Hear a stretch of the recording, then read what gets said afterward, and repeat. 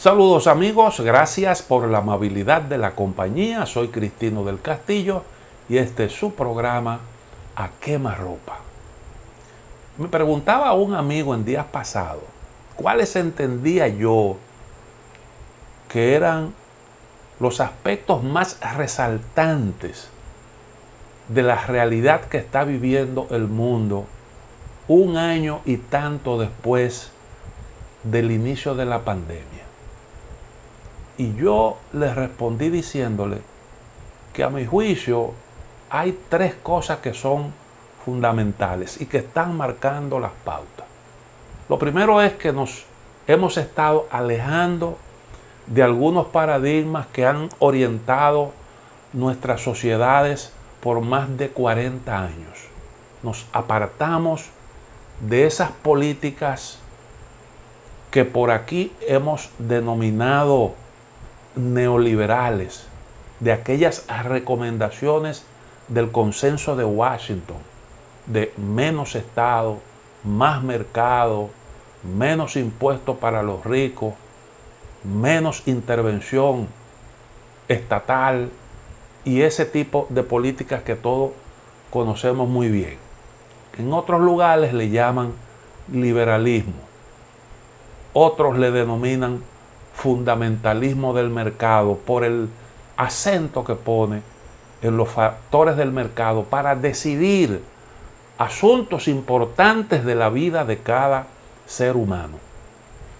Y entonces esas políticas que se venían impulsando con la ayuda de organismos como el Fondo Monetario Internacional, el Banco Mundial, de eso paulatinamente nos hemos estado apartando. Y yo entiendo que esa es una buena tendencia. Naturalmente hay gente que habla de que el liberalismo no es bueno en medio de situación de crisis y da la sensación de que ese enfoque lo que pretende es dejar abierta la puerta para el retorno de esas políticas una vez hayan desaparecido las emergencias. Pero a mí me parece que el fundamentalismo del mercado ha demostrado que no funciona, no solo en tiempos de crisis, sino en tiempos normales. Es más, el fundamentalismo del mercado ha producido un montón de crisis. Lo que pasa es que nosotros no hemos aprendido de esas crisis o no nos ha dado la gana de sacar las lecciones que debimos haber extraído de un montón de situaciones provocadas por esas políticas. Vamos a mencionar algunas de esas situaciones críticas. Ustedes recuerdan la crisis mexicana, el denominado efecto tequila, que comenzó con un problema de devaluación monetaria, devaluación de la moneda mexicana, y que provocó una situación que obligó al Estado mexicano a emitir unos bonos soberanos, le llamaron tesobonos. Detrás de esos tesobonos llegaron los capitales golondrina. Y así como llegaron con la intención de especular, así mismo se fueron y provocaron un tremendo desastre en ese país. Eso se conoce como el efecto tequila. Luego vimos la crisis asiática. Esa crisis comenzó en Tailandia, luego se transfirió a Indonesia y de ahí fue de país en país: Singapur, Taiwán, Corea del Sur, todo el Asia prácticamente. Y a eso se le llamó la crisis asiática o crisis del Fondo Monetario Internacional, porque se inició precisamente por la imposición de recetas fondomonetaristas. Y esa fue la primera crisis real importante de la globalización, la crisis asiática. Vimos posteriormente la crisis de la burbuja.com. Aquellas empresas vinculadas a la internet que cotizaban en bolsa y cuyas acciones se inflaron como consecuencia de las actividades especulativas.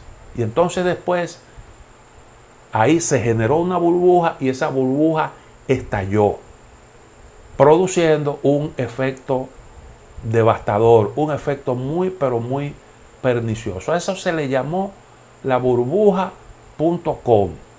Esa burbuja que estalló vinculada a empresas de el área de la informática, vinculada a la red de la internet. Conocimos también la crisis argentina y su efecto tango. Ustedes recordarán que esa crisis se llevó por delante en un tiempo récord a 5 jefes de Estado.